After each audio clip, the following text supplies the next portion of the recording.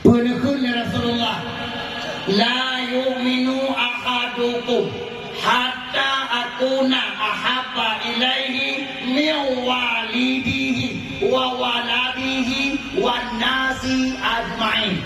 La ilaha illallah. Hadis. Ya walaupun dari hukum mana nanti orang ragu mainnya lagi mana. Tapi no hadis. Bermakna dongku. Ada makna. Ya hai. Hanalun anggap iman kata sempurna ke Nabi. Si golong kata mencintai akan ulun melebihi daripada mencintai dua ibu bapa engkau. Hai ini penting lagi yang makna. Hai ini penting lagi yang makna. Nabi nukun tidak ulang, yang kadang yang ragu dengan kawan.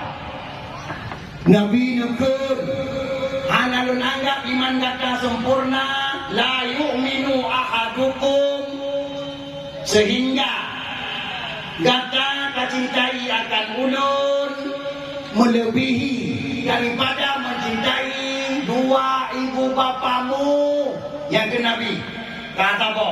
Tiga tu kita kali Nabi hanalun anggap iman kata sempurna si golong kata mencintai akan aku melebihi daripada mencintai anak cucumu. Yang kalau tiga tu kita kali Nabi paling dahsyat.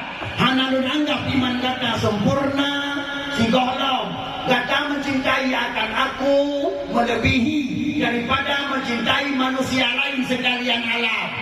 La ilaha illallah wan nasi ajmain.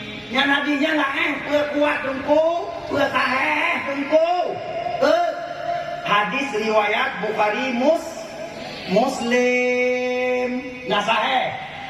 Hai, hadis riwayat Bukhari Muslim nasaheh. Berarti kita nyuruh kepada Nabi hang sempurna iman si golong cinta ke Nabi melebihi daripada cinta ke orang si. Jelas